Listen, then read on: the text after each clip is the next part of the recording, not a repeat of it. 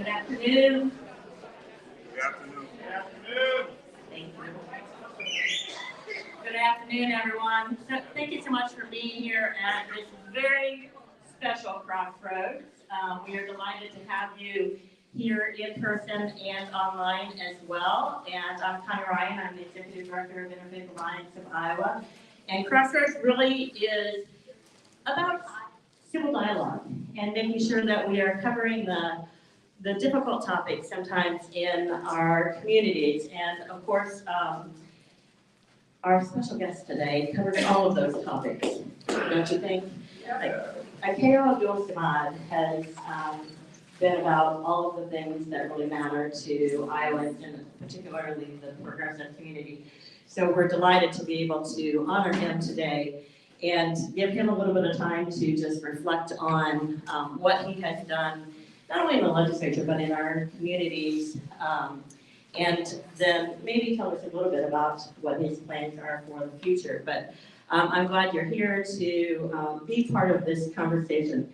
Interfaith Alliance of Iowa and Action Fund have worked alongside the KO on many, many issues over the years. And I often tell the story that when I get a call at 7 o'clock in the morning on a Sunday morning, I know that I have work to do if it's from a KO. So that has happened more than once. And whether it is rallies or vigils, standing up against hate and bigotry and violence that has happened, particularly to marginalized communities, whether that is in Des Moines or Iowa or Pennsylvania or New Zealand, we have stood together side by side on many of the issues, whether it is because a candidate for the office of president has said egregious things targeting the Muslim community or immigrants, whether it is about gun violence, near or far, we have stood together and stood alongside each other.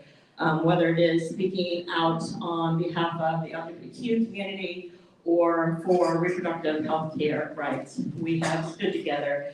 And KO has always used his moral voice to make sure that Iowans' rights are protected, and we are simply grateful for that.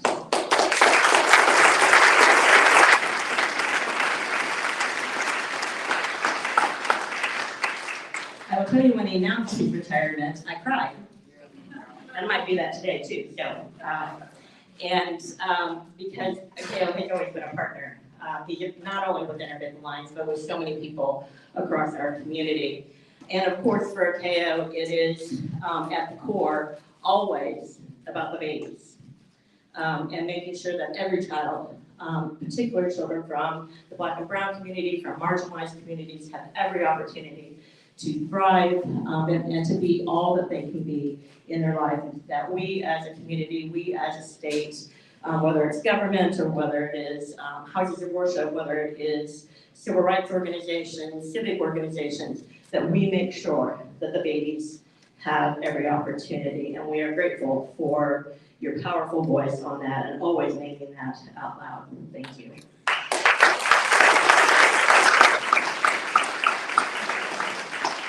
So KO doesn't know this, but we wanted to make sure that other voices honoring you were also heard. So we have some special videos for you, and hopefully they will work in the room and online. It's been a challenge.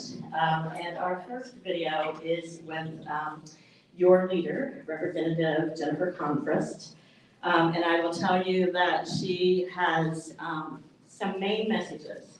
She talks about how you have taught her to lead. She talks about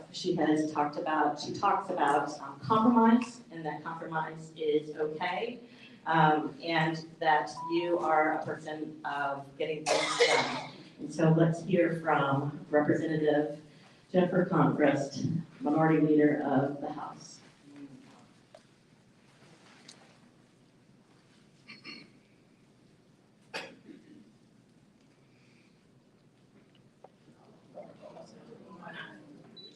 Sounds good to me.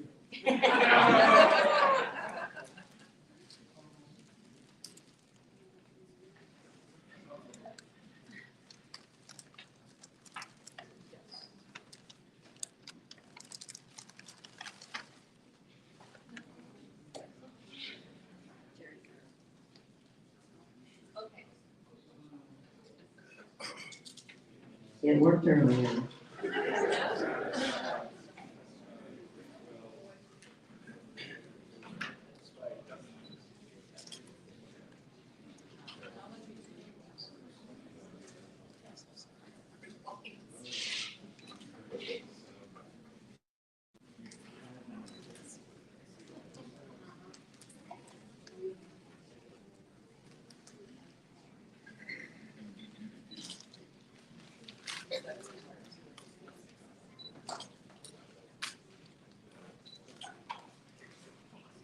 Well, what is there to say about Akeo Abdul-Samad?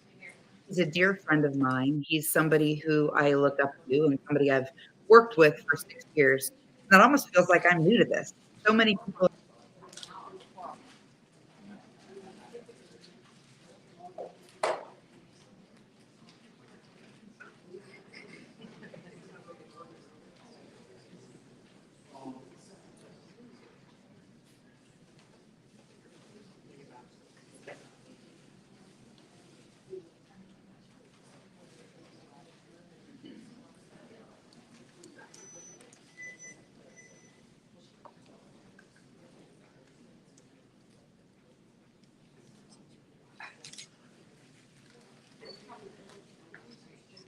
Well, what is there to say about Akeo Abdul-Samad? He's a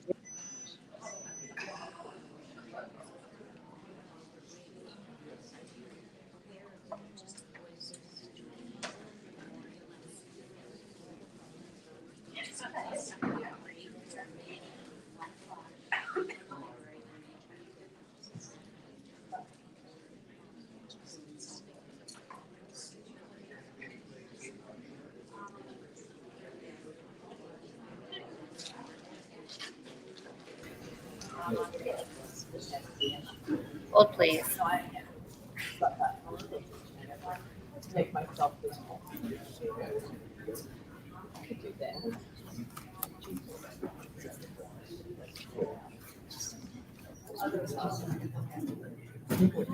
Now you get to look at me.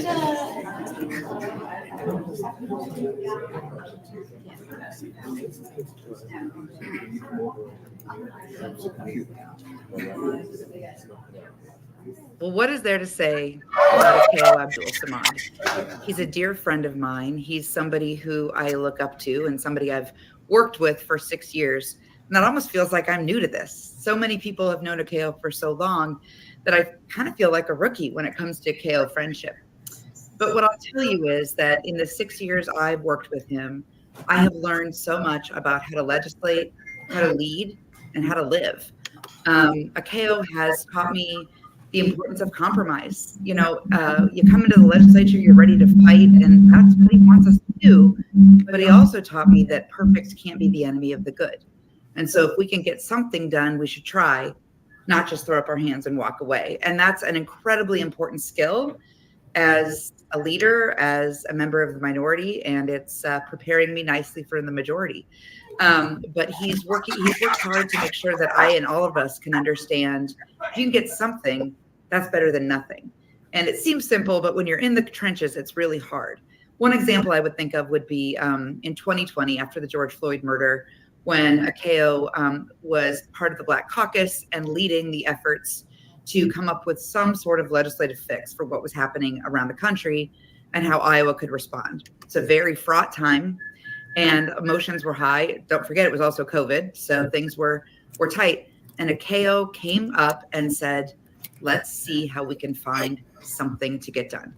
And because of his work, because of his leadership, over the next 24 hours, the Iowa legislature passed the plan for a more perfect union, which he really helped to solidify and helped get across the finish line. And so what I learned from that was how important it is to work together. And there are times when it's really hard to imagine working together with some of these folks across the aisle, but he always reminded me to see their humanity, to see how important their work is and how important it is that we help regulate and bring it back to the center. So that's one thing I learned a lot from him. So many others, the importance of laughing, the importance of not taking things too seriously, even though things are really important. Finding that balance is important. And the importance of unabashed, unwavering love for his community. It's how I feel, but it's how he feels about our entire state. He always reminds us about the babies, but truly he represents all of us when he's saying, can't we do a little better? Can't we do better? And none of this is to say he doesn't fight. I've heard him yell, I've heard him fight, and I've heard him get people to his side, not always in the most sort of bridging a gap way, but in a way that really says, listen to my lived experience and learn from me. So he's really been an amazing leader, an amazing friend. And as I always tell him, it's fine if he wants to retire, but we're not done asking questions and we're not done asking him to lead. So take some rest, my brother, because I got a lot of questions coming up. Thank you and congratulations.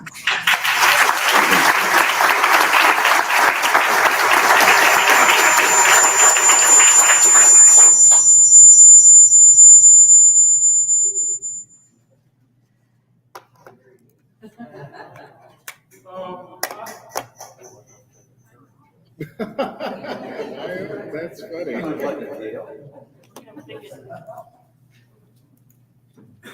We're gonna figure this out, yeah. And there's Kristen.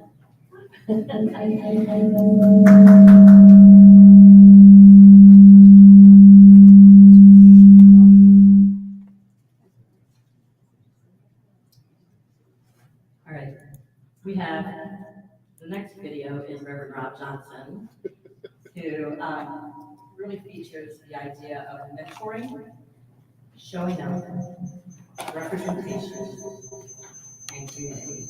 Reverend Rob Johnson.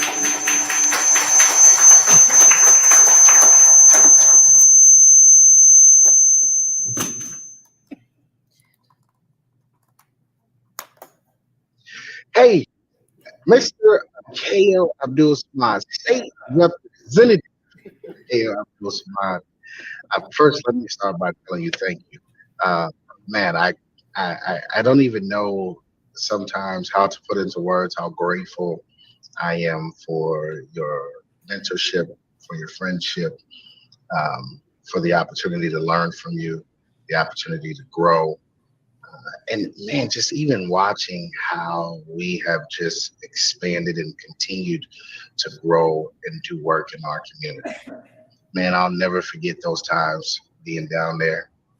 It's kind of funny, well, not necessarily funny, but I can laugh about it now when we were down there during 2020 getting maced and hit with rubber bullets to where we are right now.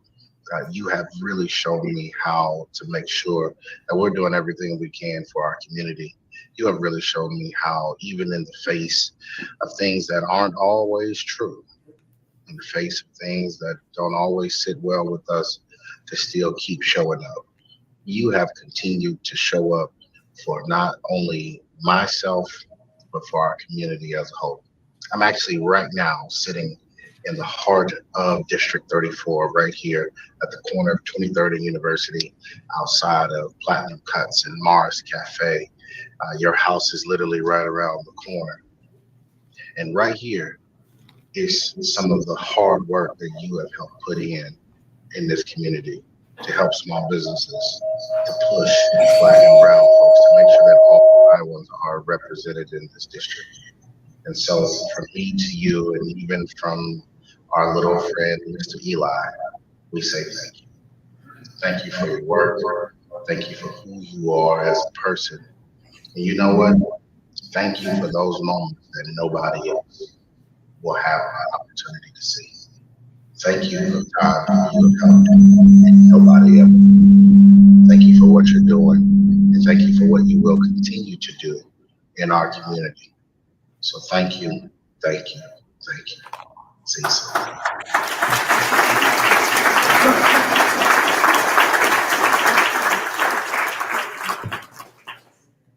And if your hearing aids haven't already, we have one last video.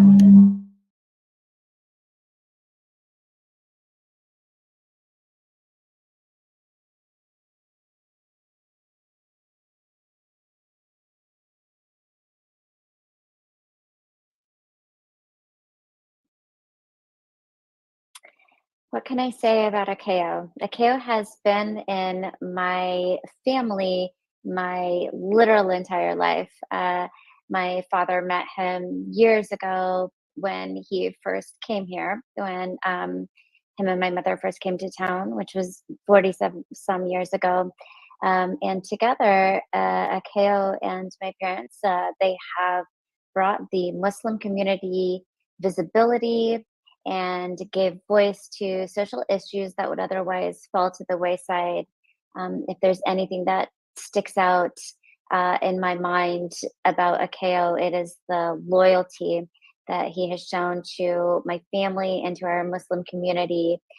There is no idea that we dream up that he is not on board with us and will make happen. Um, I think one of my earliest memories of Akeo is being at a small house that we had as a masjid, and him arriving with a whole bunch of little boys that from around the community that he wanted to expose to the Muslim lifestyle, and him just watching all these little boys and us as little girls just kind of sitting there watching all this happen and giggling um, and and everything. But Akeo has really just brought such a visibility to everything that we stand for, and has helped to carry out um, everything that we have wanted to put forth in the community, and really shown that our community, our Muslim community, is more than just worshiping at a masjid or what you hear in the media. He has really exposed everything that Muslims can be and should be.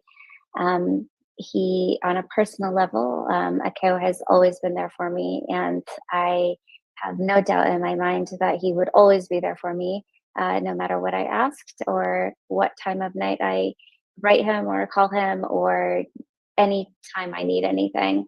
Um, he is just that type of person, and very generous, generous and loving and charismatic, and that's why we will really miss him in the as being a representative. He has a way of making people see his point, and a way of talking so eloquently, and the memory, just his memory is fantastic.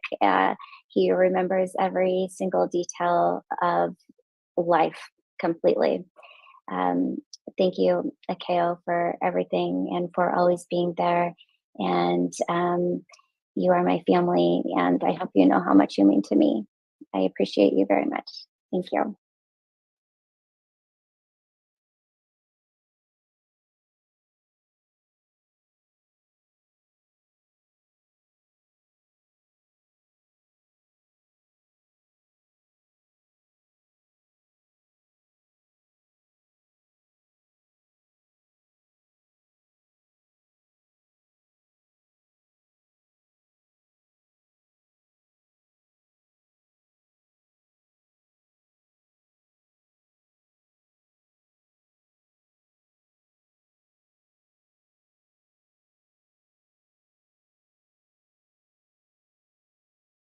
For all that you do with our community and standing up for people, like I said, standing up for so many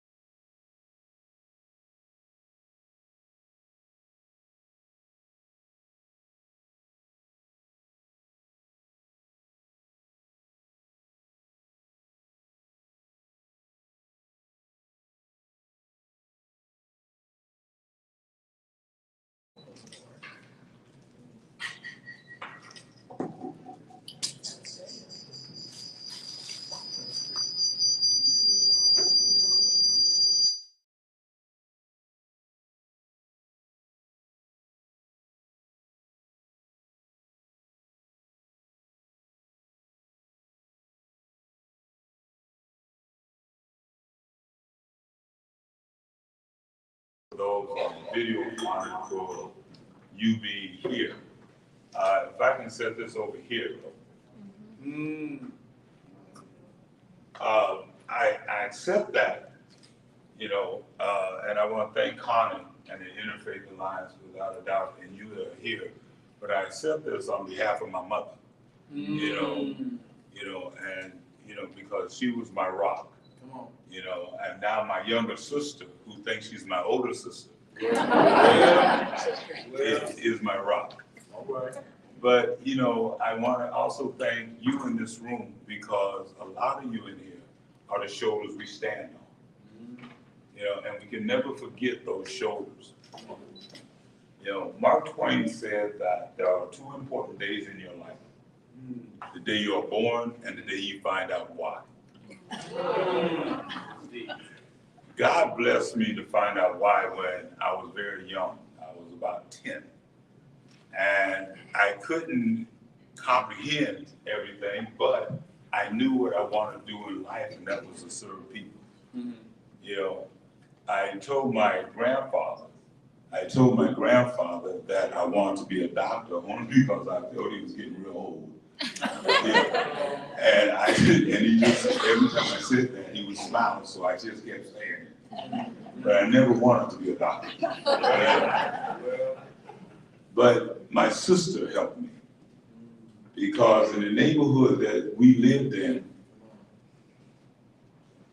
the kids in our neighborhood, including my sister, did not have a bicycle. And my sister came to me, and my sister's 5 years younger than me, and she came to me, and all she had to do was, you know how you get your younger family or your children give you that look. Come on now. You know, and she came to me and gave me that look like, I don't have a bicycle. And I feel so guilty, you know, but I didn't have one either. But that wasn't the thought. So, you know, I pondered and pondered. I said, my sister don't have a bicycle. And seriously, and I'm 10 years old. I'm walking around the neighborhood and I'm watching my, you know, children in the neighborhood and those my age and even those older. And I realized nobody in our neighborhood had a bicycle. But I said, there gotta be bicycles somewhere. So since the statute of limitations are over,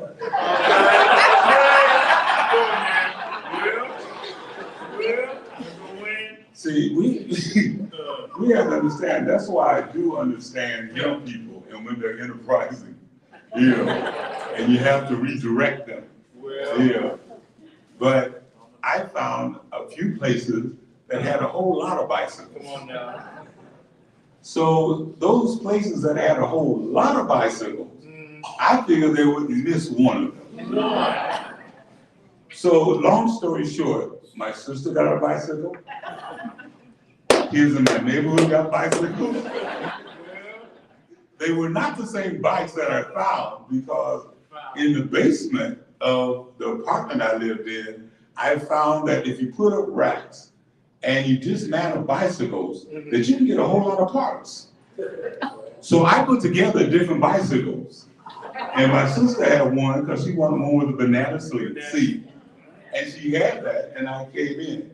My career was very short. Because my mother, you know, she asked my sister, where did you get the bicycle? And she said, Kale got me the bicycle. And then my mother, and that's when the neighborhood parents talked. And as my mother talked to Miss Florence down the street and some other people, they said, you know, Kale got my child a bicycle. So my mother, you know, I came home one day and I was sitting there and I was just as happy. And I noticed my mother was smiling, and when my mother smiled like that, I knew I was in trouble. She said, you've been doing good deeds. I said, what do you mean? And she said, you've been getting people bicycles. Where did you get the money to get the bicycles? And I said, well, I didn't quite have money. She said, where did you get the bicycles? And when she got that tone in her voice, All you did was answer directly. And I said, I borrowed them. Go ahead. And my mother had another term for it. And so she said, where are the bicycles? And I took her downstairs to the basement, and on the wall was a whole lot of bicycle parts. You know, my behind was never so sore. You know, and the beautiful part is that my mother would allow us to go pick our own switches out. And I would get the thinnest switch that you could get. But my mother was very ingenious. She was about this tall, very thin. And she said, well, that's a nice switch, but let's use mine. One thing to this day I never understood, you know, was that when a parent looks at a child and says, this is gonna hurt me more than it's gonna hurt you. You know, my behind didn't understand that at all. But I did understand later in life that parents, as you have, if you whipped your child, usually whipped your child or chastised your child out of love.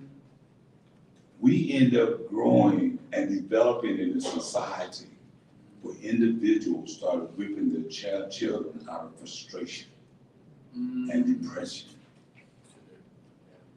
because they themselves was looking for love and they couldn't find it. As I realized what my job was going to be the rest of my life, that was serving people. And I was going to do that in every capacity that I could. And as it developed, I didn't have any control because I would want to go this way and God would say, no, you're going this way. And I always end up going the way of God, even though I sometimes try to rebel, but that was like rebelling against my mother. You know, I didn't have a choice. So when I got to high school, you know, I'm really short, but I got to high school, I had one goal when I got to high school. I wanted to go to high school, get a bigger job, buy my mother a big house with a white picket fence so she could enjoy her life. That was my goal. Of course, that was my goal. That was not God's plan. That part. So, you know, and understand how, especially in different communities, because I have a saying, if we understand our differences, then our similarities have substance. But you got to be able to have real conversations about our differences for it to have substance. And a lot of us are scared to have those real conversations because we don't want to offend anyone. I am the worst person, and I think, you know, Connie can vouch for this and Rob can, thank you. I'm not a good politically correct person. Because I think we use that sometimes to hide behind instead of having honest conversations, not only with the people we're talking to, but with ourselves. But I realized that in middle school that I had a job to do before I got to high school because my counselor came to me and he set me down in a chair and he said, Akeo, which wasn't my name at the time, but we won't go into that. But he said, Akeo, he said, you're a good kid, but you're not smart enough to go to high school. You're not smart enough to go to college. But I have a friend who works at the register who can get you a job delivering papers. Or I have a friend that works at Armstrong Tire and Rubber that can get you a job there. You gotta understand, that broke my heart. You know, because I thought I wasn't a dummy, but I thought I was intelligent enough to, you know, to go ahead, but that's not what he said. And then the other factor is that this stand was bigger than me. That's how thin I was. And you ever see a baby where the head hasn't met the body yet? That was me. My head did not grow into my body yet. So you are old enough to know I look like a black Jiminy Cricket. And when you are that thin, looking like a black Jiminy Cricket, you are also subject to be bullied. You know, especially for those who play football and other sports, you know, or wanted to share themselves with and show how tough they were in front of their girlfriend. But I went home that day and see, here's the thing, I was conditioned like most of us men are. I wanted to cry, but honey, I didn't cry because that wasn't manhood. So I tucked in, I'm sitting there to go, you know, so I get out the door and I'm walking home and I look when nobody's around and I start running and I get home and start crying. Tears just flowing. My mother comes in and she said, what's wrong? You know, and I said, Mom, not only do I look like a black Jiminy Cricket, I'm a dummy.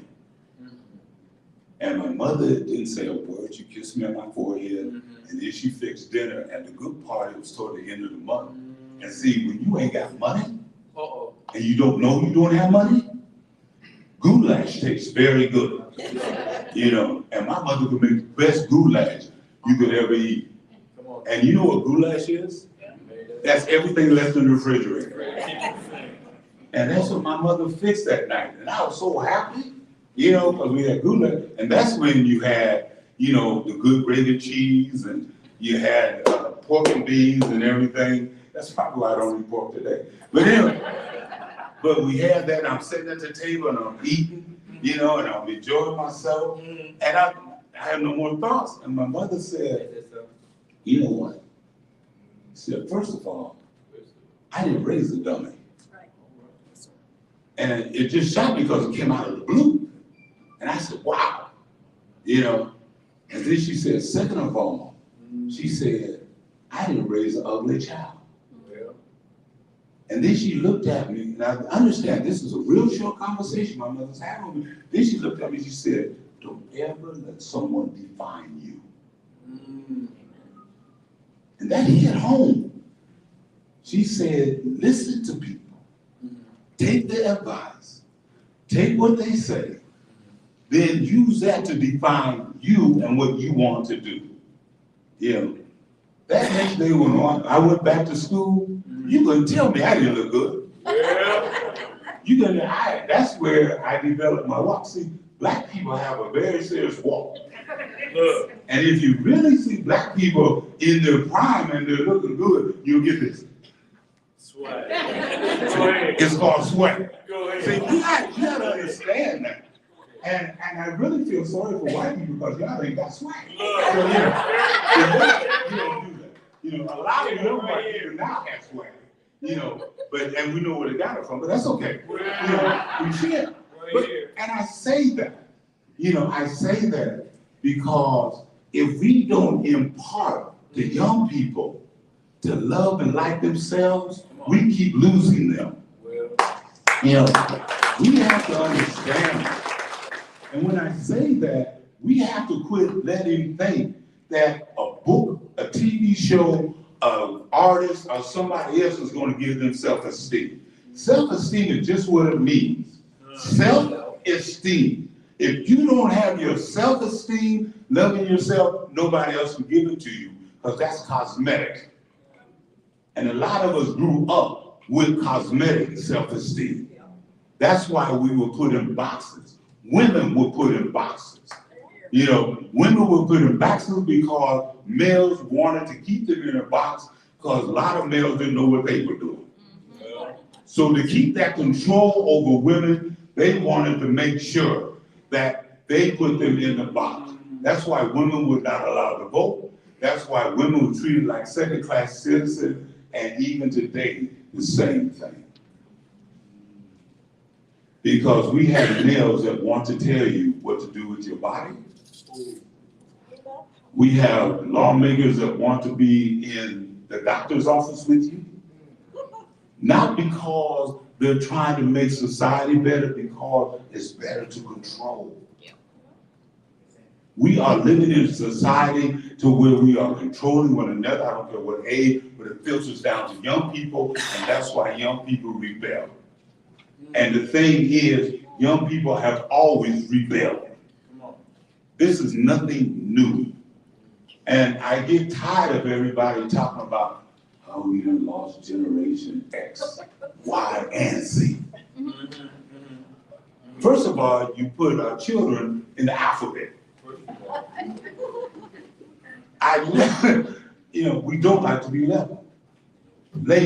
But the key is, how do we get out of that? We have to begin to understand with our babies that we were babies at one time. Come on now. And I know some of y'all remember Daisy Dukes. When y'all used to wear, and some of the men used to wear them real tight jeans. Y'all remember that. They were so tight, if you bend over, it was over. Well, in the black community, we used to wear platform shoes. 6 feet. We have platform shoes. I should have brought a picture. I got a pair of white platform shoes that I wore. The heel was this big. That's why I respect women today, because I don't know how to walk in them. They were all white. I had on this whole white suit. And in fact, when I lived in New Orleans, I wore white all the time because I didn't think I could get dirty, which was crazy. But the thing is, I was trying to find something now because I ended up moving here because they had threatened to kill me. I was threatened and they would tell my mother I was going to die. I wouldn't see 21 years old. So I left here, but I left rebelling. But I also learned that in our lives, all of us go through. Y'all remember Elvis Presley? Do you remember the Ed Sullivan show? Do you remember when he came on Ed Sullivan that they only could shoot from the waist up? Because they thought if he gyrated, it would destroy society? That rock and roll would destroy society, remember that? And people rebelled, remember the Vietnam War? People rebelled against that. Young people came out. It's no different today. Young people question the system. They question society. If we had been consistent in questioning and talking about human rights, because that's where I was brought into, we wouldn't be in the condition we're in where our moral compass is being challenged. Because and I'm going back, because when I hit high school, I was challenged. Because I couldn't play football because I was too small. My head looked like a peanut when I got in the football uniform, and the first time the guy hit me, I was done. I couldn't play basketball, so don't believe all black people could dribble. Well, because we can. I do better now than I did back then. But I couldn't run because I ran when I was in grade school and middle school. And I lettered, and that was my first time I realized what a physicalized nation we were, because the thing is, oh my God, once I got my letter sweater, you should have seen all the girlfriends I was getting. But until that point, they didn't pay me no attention. But I got my letter sweater, oh my God, hi. I said, this will work. But I looked at value. What is value? What is our value? Do we really see our values as human beings? Do we really see our value and teach our children to see the value within themselves? Because our babies need that now. They need to know what their value is. And so we went to, I think it was an Oskaloosa with relays. Anybody from Oskaloosa? Okay, I'm gonna talk about that. Okay. I went to Oskaloosa, and I'll be done in 3 minutes now. I went to Oskaloosa, and we were on the track team, and we went into Oskaloosa. Now understand, at this time, I was reading like reading was something going out of style, and I would read everything. And I had read a book by Dick Gregory, and he had told a story. And me with my authors, they became my best friends. And we're sitting in the restaurant in Oskaloosa, in the red light, and we got off the bus. The majority of the individuals were African American, and that time we're in the restaurant, and the waitress comes over to our coach like this and says, "We don't serve niggers." Now understand, we're kids, and the coach turned red as a beet. That's why I also learned that I don't know why they call us color, because we can't turn the color. But red as a beet, and I looked at him and he didn't know what to say or to do. And the rest of the team, like some members was looking like, oh my God. And they were getting ready to get up. And so, like I said, I read, and it's not mine, it wasn't something I came up with, it was something I read. So I called the waitress, I said, "Excuse me, ma'am." And she came over and she said, "Yes." I said, "Did I hear you tell our coach that you don't serve niggers?" She said, "Yes." I said, "Thank God, because we don't need niggers, and if you got some chicken, we're gonna get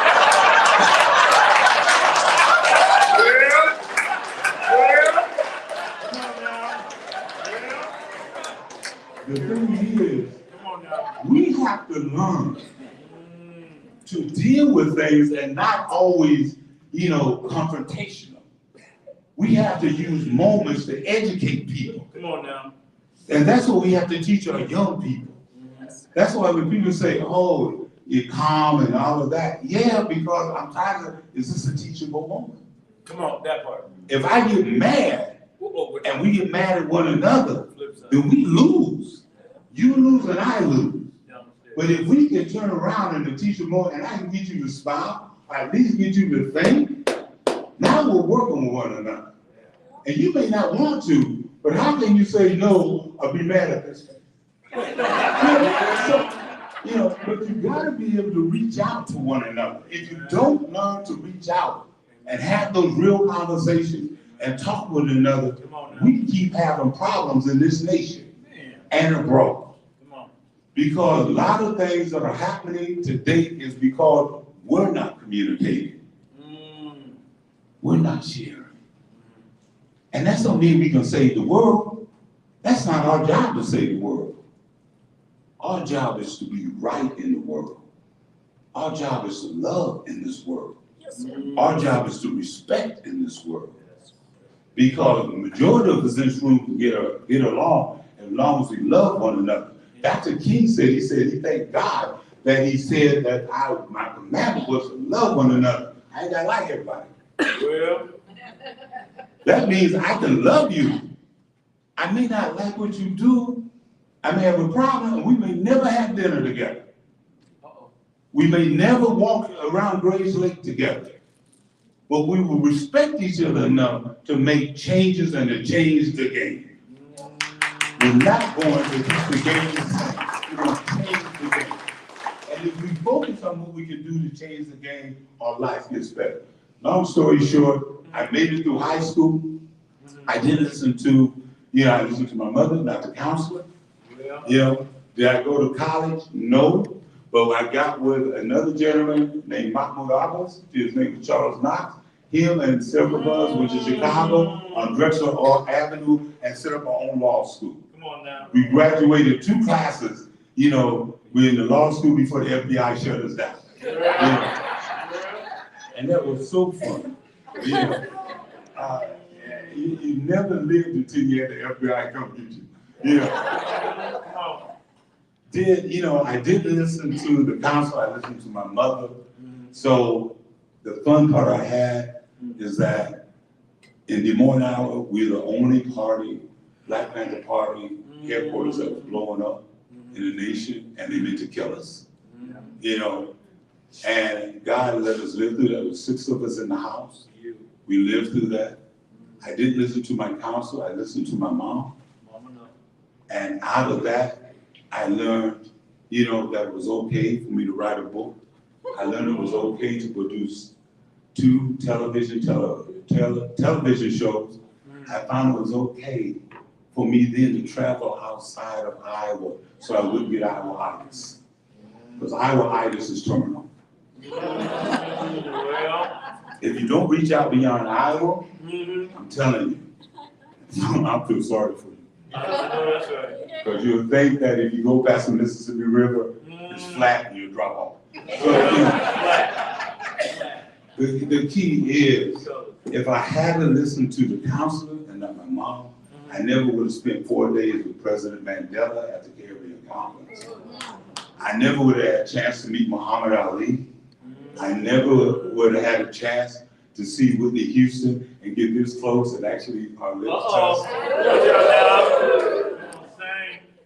I was excited. So, yeah, I never would have been able to do the things or understand what my purpose in life was. The worst thing that could happen to anyone is that they never find out what their purpose in life is, and they settle. Most of us let life live us instead of us living life. And that's what we have to teach our babies how to do, is to live life and have fun at it. Now, during this course, and I'll be quiet now, I always do 3 quiet, so 3 quiet. This is my second. All right. I reached a point that I realized 4 years ago I was suffering from depression because I was internalizing all these years, from 10 years old till now. I was internalizing. I didn't know how to release it. I didn't know how to get rid of it. I prayed and everything else. And one morning I woke up and did not want to get out of bed. I did not want to make a move, you know, and unfortunately it was at a time that I needed to be at the Capitol. It was cold outside, the snow was blowing, and I didn't want to be there. I didn't want to get out of bed because I didn't want to face things. But I was scared to tell anyone because I didn't want the label and the stereotype. Yeah. And I lay there and I prayed and I tried, and I literally crawled out of bed, crawled to the bathroom, crawled into the shower, turned the water on, and that was rude awakening because I didn't get warm, I get cold. But I did, I got out the house and I was sitting in the Capitol and they were passing some bills that just were totally crazy and even made me more depressed. And when I left the Capitol that day, all I did was drive around Iowa. You know, I did, I left, I got on the highway. You know, once you spend 30 minutes, you're out of Des Moines anyway. And I just drove. I drove to Winterset, I went north, south, and just drove. And I said, what's wrong with you? And I said, it's okay to be sad. It's okay to cry. It's okay. And I did. And then I said, let's start working on you. You can't save everybody. Come on. You can't help anybody until you help yourself. And that's what I did, Connie, 4 years ago. And I made that move that night. I said, in 2 years, you know, I said, I have a 4-year plan. In that next 2 years, I was going to resign or retire from the House. And then 2 years after that, I would retire from Greater Visions. I said, it's time that I start helping me. And I said, so I can continue to help others and help the babies and go to work even more. That's what my decision was. I say to you in my last closing, there's a lot more to that. There's a lot more history to that. But I just want to highlight the ones that we are very judgmental on people. And a lot of times we don't know it because we have refused to take our own mask off to be real with one another. And most of us in this room have worn masks all our lives because you were scared to tell someone when they asked you a question that you really didn't like, what they were wearing, what they were doing, because you didn't want to offend them. So you took it. Instead of being honest and saying, no, I don't. You know what the freedom is? to be able to tell somebody that, you know, and this isn't to you, but I really don't like you, but I do love you, and we can work together and get some stuff done. All right. Your whole body goes, Come on. and they look at you like, Right. it's really freedom. Mm-hmm. And I'm here to tell you, Say it. I turned 73 this year, and it's taken me a long time to free this up here. Mm-hmm. Come on. Because once this is free, this is free. And you're able to give it to everybody Straight. that you meet, no matter where they're at. Because you can meet them where they're at, and you can love them, except now I do this. I'm not gonna let you involve your issues and make them my issues. All right now. But I can help you provide and give resources to where you can deal with those issues. I thank you, I thank Connie, I thank you for giving me a few minutes. I love you. And I say everything, peace to you. Peace, love, and much respect. Thank you.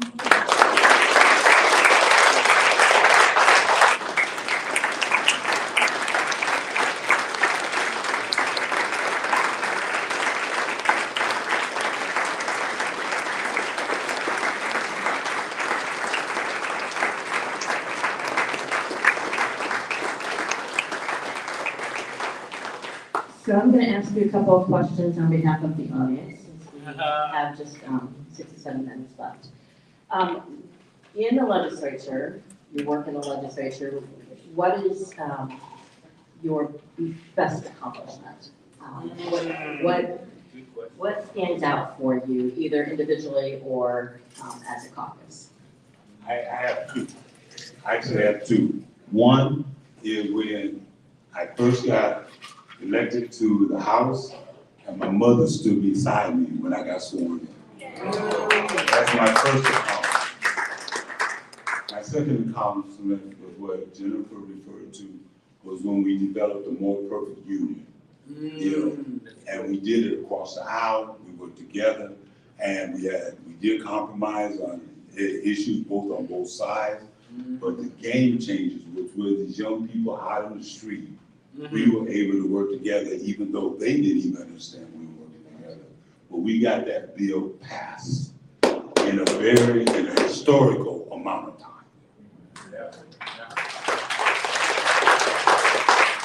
You've been in the legislature for 18 years, and before that on the Des Moines School Board. In those 18 years, how would you describe the legislature when you came into office, and how would you describe the legislature now? That's not fair. That's not fair. And you have to use nice words. The last part is gonna be hard. I know. But no, but you know, the thing is, when I came into the House, when I drove up to the Capitol, it was like going to college. I was going to school. Leaving the Capitol, it's like people changed the curriculum. And it was no longer the college. It was more dictatorship than it was a learning institution. That's what it is coming in. That's what it was in leaving. And I said the day that I drive up in that parking lot and look at that gold donut, and it didn't feel like I was going to school, it was time for me to go. You mentioned when you were speaking before that you had a plan and that in 2 years you may retire from Creative Visions, the other part of your life, another part of your life. So what's beyond that? What's beyond Creative Visions? We know you're not going away, and we know that you will always be part of the community. So what does that look like? Because of my experience that I have in this life, I've developed a program called From Pain to Power. And it's 10 steps on how to turn your pain into power. And I plan to do that and give workshops on that. I did that in several places. I did it in St. Lucia, Germany, and other places. We did it with some of the police stations here in the state of Iowa. It's perfecting that now, but how to turn your pain into power. That is a workshop. And I'm also now including that process along with my memoirs in a book called The Journey. So look for that book, and I would ask you to do one thing, is read the first page. Don't read no more because you may find something you don't like. So read the first page and buy the book, and then don't like it later. I'm hoping by the end of the year that book will be published, to come out. It won't be a large book, but it highlights my journey. And I have, like the second chapter that I'm on now is called The Journey, the Loss of a Child. And it's also, and please understand, I don't know any other way but to be this way. My other chapters are called The Sperm Donor. I have another chapter that's called Verbal Masturbation. I have another chapter, well, I won't go into that. Some of you already are going, But the thing is, we have to understand that it's my journey. But it's a journey that I have shared with so many, and the journey is basically the loss of a child with my son. Yes, sir.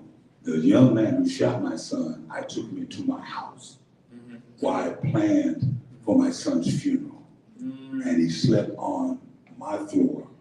And there was many a nights that I would look at him and try to think how I could brick him up in the basement. And I had to, that was a challenge for me. But I had to show him the love. And I didn't want him to go to the penitentiary. I didn't want somebody else to hurt him. So he was in my house until we get him somewhere safe. Till this day, he has graduated from college. He has 3 children. His oldest son has a birthmark in the same place that he shot my son. See, understand, when man has plans, God is the best of planners. Come on now. And I look at that. So that's part of my journey. See, now you're ready to buy the book, see? That's part of my journey. But that's the love that you have to develop within yourself. And then the other part of another chapter of the book is like levels of forgiveness. A lot of us don't understand there are levels of forgiveness. So that's what I'm going.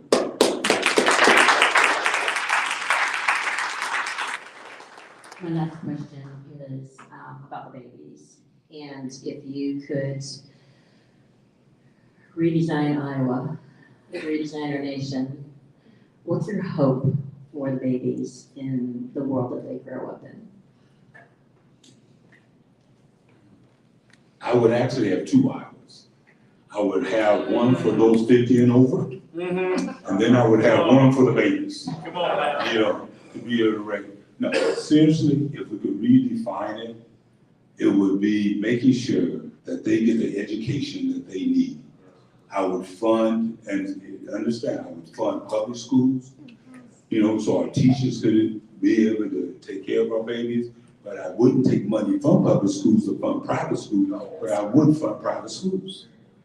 Because everyone can't fit into a public school, and that's a reality. But I would not, try to destroy one, trying to fund another. Our babies need that education, and I would make sure that education started when the child was 3. 3 years old, and the first thing I would do, Connie, is that I would put, in every district to make sure the second language is being taught to every child. And I would give the district that power to choose that language, because our children need to be prepared for the world, because that's the only way they're going to learn to communicate. And most individual other countries, their children can speak 2, 3, 4 different languages, so they're ready for the world market. And I tell Black children all the time that English and slang doesn't work. We have to learn different languages. And most of the schools that we have, don't do that. A lot of private schools do. Help me to thank Akio one more time.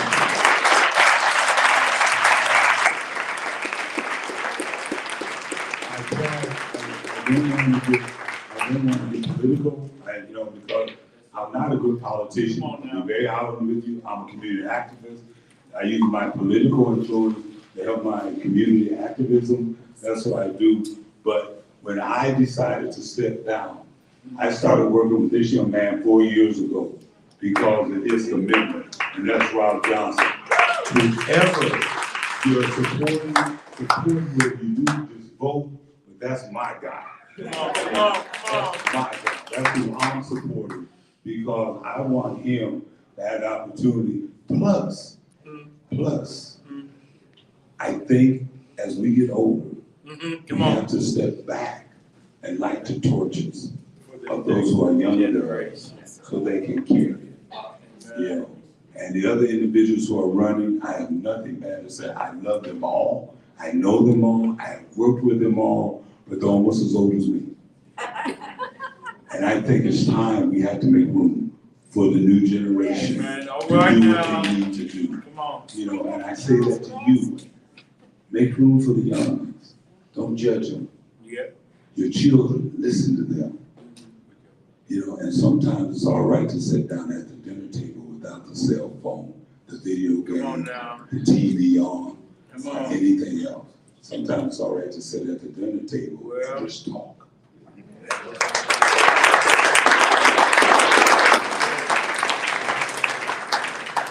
Thank you, Akio. Thank you for who you are. Thank you for your leadership. Thank you for your commitment to community. Thank you for your years of public service. We are just eternally grateful for all the things that you are and have done.